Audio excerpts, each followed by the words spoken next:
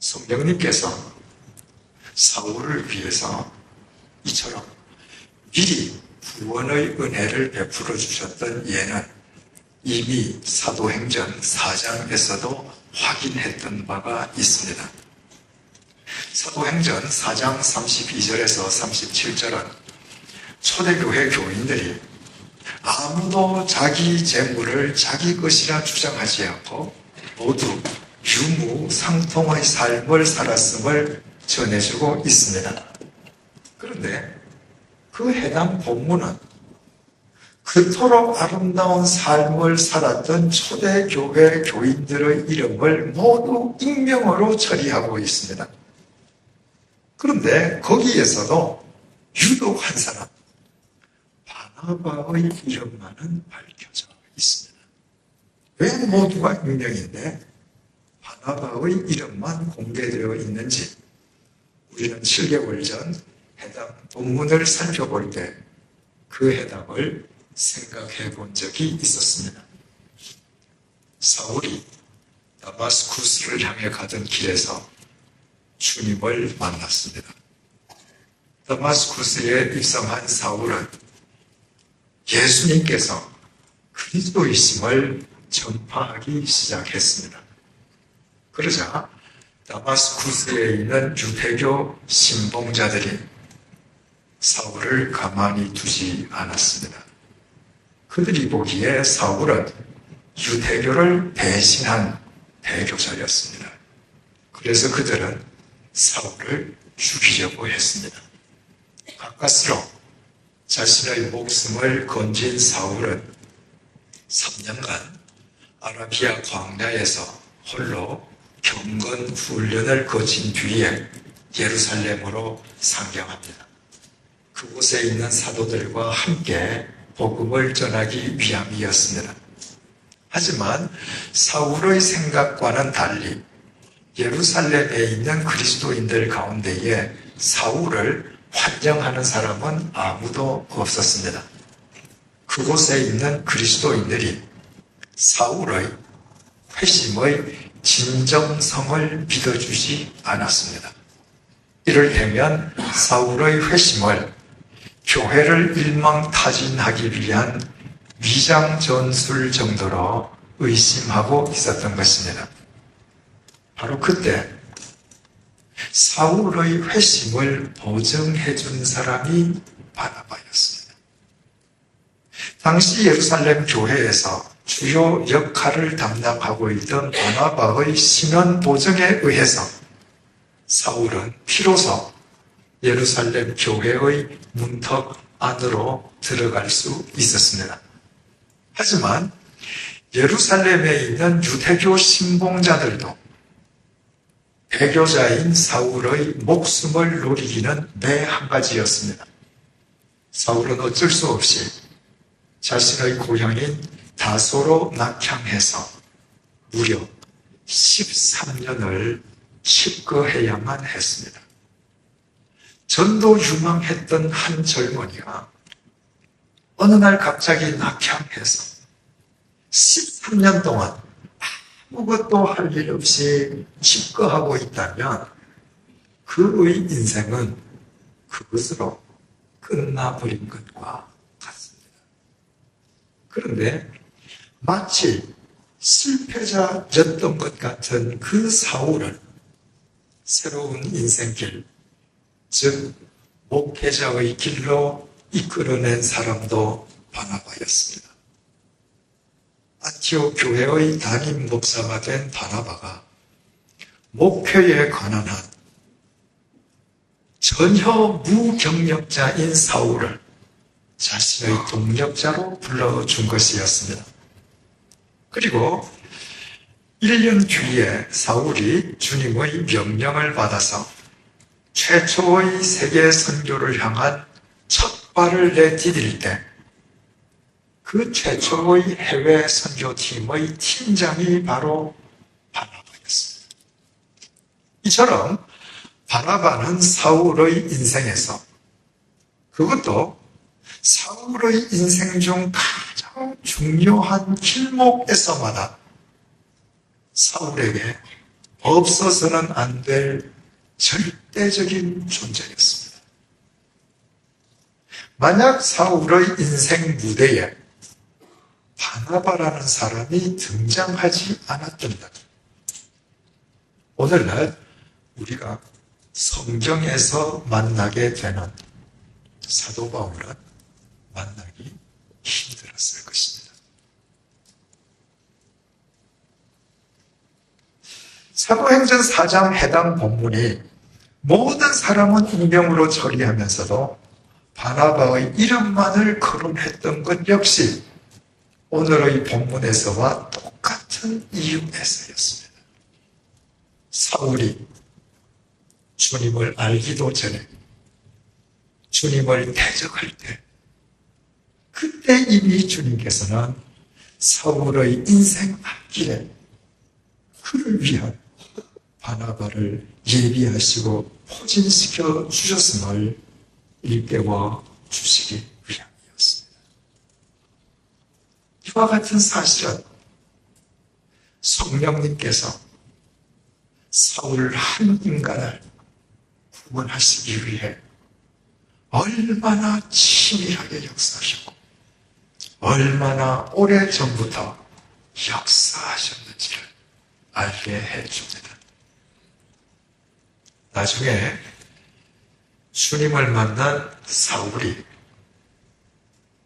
이 모든 사실을 뒤늦게 깨닫게 되었을 때 그의 심정이 어떠했겠습니까? 자신이 가장 악랄하게 예수 그리스도에게 대적하고 가장 잔인하게 그리스도인들을 핍박할 그때 성령님께서 이미 자신의 인생 앞길에 바나바를 예비해 주시는 은혜를 베풀어 주셨을 뿐만 아니라 피투성이가 되어 돌에 맞아 죽으면서까지 예수 그리스도에 대한 신앙을 지키기 위해 스데반이 순교하는 현장을 가장 가까운 거리에서 목격하게 하심으로 결국 자기 자신을 주님 앞에 굴복하게 해주신 성령님의 은혜를 깨달았을 때 그가 어찌 자기 자신의 삶을 주님께 온전히 맡겨드리는 사도 바울로 살아가지 않을 도리가 있었겠습니까? 그와 같은 삶을 살아가는 사울의 인생길에서 이 세상 무엇이 위협이 될 수 있었겠습니까? 이 세상의 가난도, 기근도, 핍박도, 환난도, 심지어는 천수형까지도 바울에게는 위협이 되지 않았습니다. 그 역시 성령님의 조명 아래에서 오직 생명의 비상구이신 예수 그리스도만 바라보며 살아가는 그리스도인이 되었기 때문이었습니다. 중요한 사실은 사울이 주님을 대적할 때 그의 인생 앞길에 바나바를 예비하시고 스데반의 순교 사건을 통해 그에게 구원의 손길을 내밀어 주셨던 성령님께서 우리가 믿는 바로 그 성령님이시라는 사실입니다. 오늘은 2000년 전 초대교회에 임하셨던 성령님을 기리는 성령 강림 주일입니다. 2000년 전에 이 땅에 임하셨던 성령님께서는 지금 어디에 계십니까? 바로 우리 가운데 임해 계십니다. 그 증거가 어디에 있습니까? 우리가 구원받은 그리스도인으로 이 자리에 앉아 있다는 것 자체가 그 증거입니다. 성령님께서 마치 사울에게 그렇게 하셨던 것처럼 우리가 주님을 알기도 전에 우리를 구원하시기 위해 우리 인생 앞길에 그 숱한 바나바를 포진시켜 주시지 아니하시고 우리의 삶 속에 숱한 사건을 연출해 주시지 않으셨던 날 우리가 결코 구원받은 그리스도인으로 이 자리에 앉아 있을 수는 없을 것이기 때문입니다. 이 사실을 깨달으면 그리스도인들은 성령님 안에서 자신의 삶이 신비하기 그지없음을 알게 됩니다. 아침마다 동타오는 눈부신 태양이 신비하고 저녁 하늘을 붉게 물들이는 황혼이 신비하고 봄이면 어김없이 온갖 꽃들이 피어나고 하늘의 각종 새들이 날아다니기에 우리의 삶이 신비한 것은 결코 아닙니다. 우리가 주님을 알기도 전에 신비한 당신의 섭리하심으로 우리를 구원하신 성령님께서 우리와 함께 하시기에 태양이 떠오르지 아니해도 폭풍이 몰아쳐도 꽃 한 송이 새 한 마리 없는 사막 한가운데에서도 우리의 삶은 신비할 수밖에 없습니다.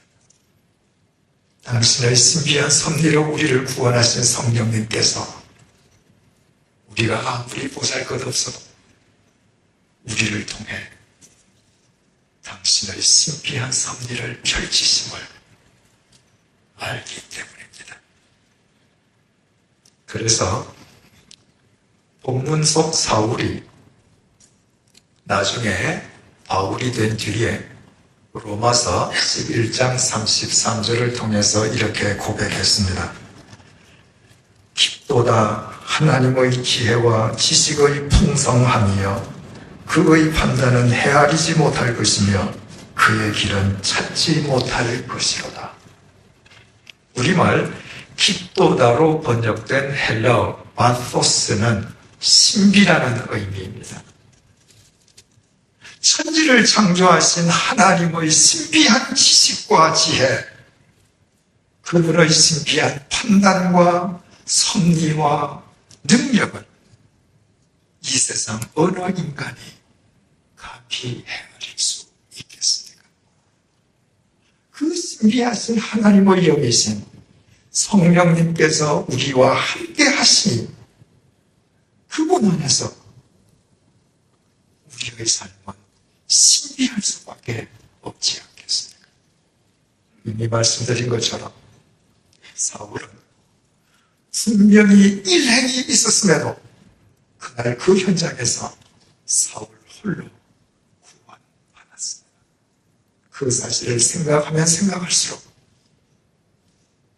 사울 자신의 삶이 얼마나 신비스럽게 여겨졌겠습니까? 우리들 역시 마찬가지 아닙니까? 성령님 안에서 자신의 삶 자체가 신비스러움을 깨닫는 자는 나아가 성령님과 함께 동행하는 자에게는 결코 실패가 있을 수 없다는 사실도 깨닫게 됩니다. 성령님의 조명 안에서 세상과 사건과 사물을 보는 관점이 달라지기 때문입니다. 2000년 교회 역사상 최초의 집사로 세움을 받았던 스테반이 이 세상에서 이룬 일이 대체 무엇입니까? 그는 가시적인 성과나 업적을 단 하나도 남기지 못했습니다. 그가 한 일이라고는 고작 예수 부활을 외치다가 산헤드린 법정에 끌려가서 신문 받고 돌에 맞아 피투성이가 되어 죽은 것뿐입니다. 세상의 관점에서 본다면 스테반이야말로 실패자 중의 실패자에 지나지 않습니다. 그러나 그것이 과연 사실입니까? 스데반의 인생은 실패로 끝났습니까? 결코 아닙니다. 스데반의 죽음은 사울이라는 청년의 회심에 결정적인 영향을 미쳤습니다. 그 사울이 대체 누구입니까? 신약 성경을 3분의 1이나 기록한 성경 역사상 가장 위대한 사도 중의 한 명입니다. 스데반, 그가 없었던 날 사울의 회심도 사도 바울도 불가능했을 것입니다. 어디 그뿐입니까? 그 육체의 생명은 돌에 맞아 죽었을 망정, 그가 믿은 예수 그리스도 안에서 영원한 생명을 얻은 스데반은 오늘도 우리를 참된 신앙의 자리로 인도해주는 길잡이로 살아 있습니다. 그는 결코 실패자가 아니었습니다. 그는 예수 그리스도 안에서 성령님의 조명 안에서 영원한 복음의 승리자가 되었습니다. 스데반이 죽음까지 무릅쓰며 영원한 복음의 승리자가 될 수 있었던 것은 본문 55절에 의하면 그가 죽는 순간까지도 성령 충만한 사람이었기 때문입니다. 그는 성령님의 조명 아래에서 성령님의 관점으로 세상을 보는 사람이었습니다. 그는 성령님의 빛 속에서 세상 사람이 말하는 성공이 참된 성공이 아니요, 세상 사람들이 실패라고 두려워하는 것이 실패가 아님을, 육체의 죽음이 끝이 아님을 그는 확연히 보았기에 죽음을 두려워하지 않았고 영원한 복음의 승리자가 될 수 있었습니다. 천수형을 당해 비참하게 죽어간 사도 바울에 의해 로마 제국의 역사가 새로워졌던 것 또한 같은 이유에서였습니다. 사랑하는 교우 여러분, 세상이 성공이라고 부르는 것에 현혹되지 마십시다. 세상 사람들이 실패라고 말하는 것을 두려워하지 마십시다. 성령 강림주의를 맞이하여 신비한 당신의 섭리하심으로 우리를 구원해 주신 성령님에 대해 깨어 있으십시다. 그 성령님의 빛 속에서 성령님의 관점으로 이 세상을 살아가십시다. 그때 우리는 이 세상에서 결코 실패하지 않는 신비의 샘으로 살게 될 것입니다. 기도하시겠습니다. 오늘 성령 강림주의를 맞이하여 2000년 전 이 땅에 강림하신 성령님께서 지금 우리와 함께하고 계심을 재확인시켜 주셔서 감사합니다. 시간과 공간을 초월하는 신비한 능력으로 우리를 구원하신 성령님께서 우리와 함께 계심에 우리의 삶 자체가 신비의 샘이 되게 해 주심을 감사합니다. 세상이 성공이라 부르는 것에 현혹되지 말게 하시고 세상이 실패라고 부르는 것으로 인해 두려워하거나 좌절하지 말게 도와주옵소서. 성령님과 함께하는 자에게는 결코 실패가 있을 수 없음을 언제 어디서나 기억하며 살아가게 하여 주옵소서. 스데반을 돌로 쳐 죽이고 바울을 참수형에 처한 사람들이 보기에는 스데반과 바울이 비참한 실패자에 지나지 않았지만 실제로는 그들이 영원히 죽은 영원한 실패자요, 스데반과 바울은 영원한 생명을 누리는 영원한 승리자가 되었음을 잊지 말게 하여 주옵소서.